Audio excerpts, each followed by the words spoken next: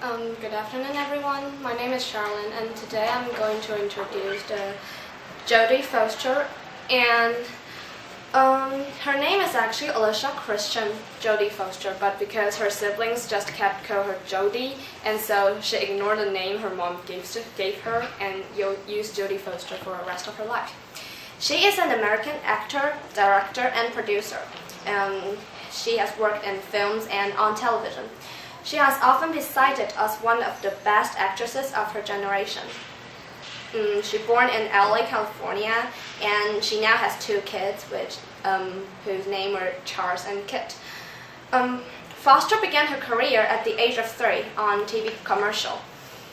And her breakthrough came in Martin Scorsese's controversial Taxi Driver in 1976, in which she played a teenage prostitute whose name is Iris. And the role garnered her a nomination for an Academy Award.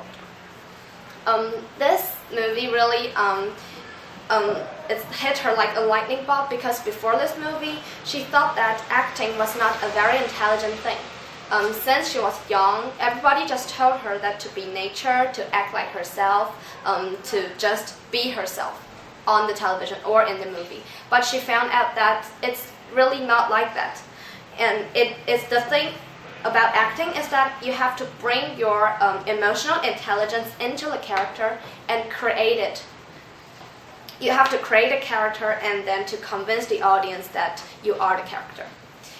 And so after this movie, she kept on doing some little things, and then she got into Yale University and studied in literature.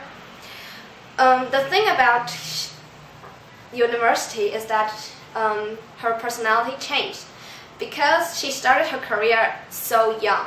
So she learned about social and emotional lessons in the university, and she had a relationship with people at her own age, not just all the adults.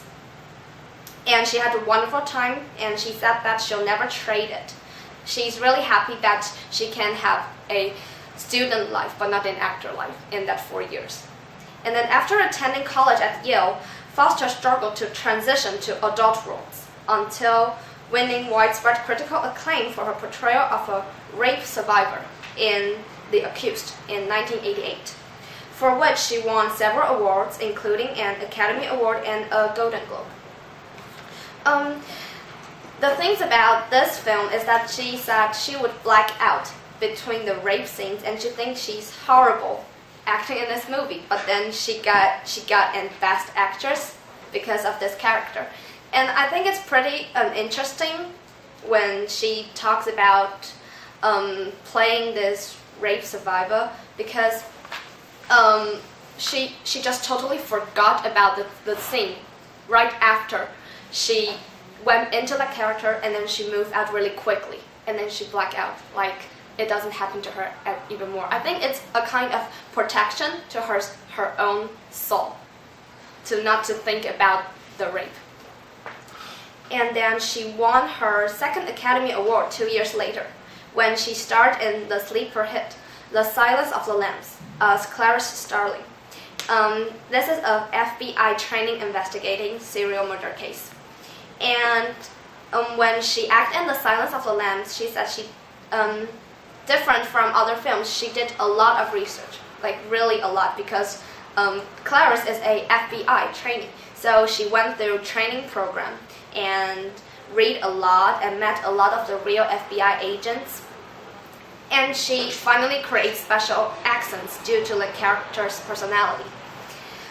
And then she founded her own production company, which is called Egg Pictures, in 1992. This company's first production was Nail, and in which she played the title role and gained her another nomination for an Academy Award. She said that the main theme in this movie is about loneliness and abandonment. And I quote her word that she said, "I've never gone there, I've never felt that. I didn't know what I got to learn in this movie." And I think it's quite cool, because she said that she didn't know what she gonna do or what she gonna learn until she finished the act. And it's pretty much like it's the deepest thing in her soul, and then the movie script just pulled it out. And she realized that she already knew everything she needed to know inside of her, so all she had to do is to drink a cup of coffee, relax, and wait until somebody to say action. And I think that's a pretty high level of an actress. And she also acted in French films because she attended a French language prep school, so her fluency in French enabled her to act in French films, and also dubbed herself in French language versions of most of her English language films. Acting in French changed everything for her because she says the language is a different part of her body, and her voice quality is completely different in French. And this is since I studied in English department, I think that is a pretty cool thing, that the language can actually change how a person thought and how a person distribute herself. And the thing I get about her is that she also is a good director, and she said that directors are like good parents. They allows you to be free and support your freedom, loves you when you're free, but is who has the clear hand of discipline and give you the whole freedom to get to the end. And I think this is a really beautiful description of the director. It's just like your parents, and they guide the actors to the end of this film and have a good project. What I learned about Jodie Foster's acting techniques is that she said that some people have hard time to focus, and they need tools to get them into the character, like they need the accent whole day, or they need to stay in the character or wear some kind of the character's shoes or the costumes to make them feel like, oh, I'm him or I'm her.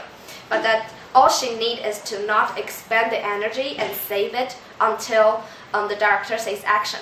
So I think people really have different ways.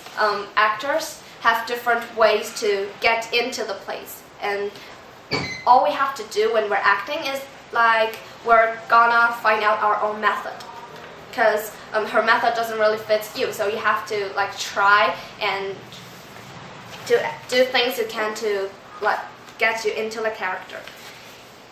And last is a quote from her that she said, when she answers the college student, she said that if you want to be an actor or actress, you just to be the uncool you that you are inside. Not trying to be perfect.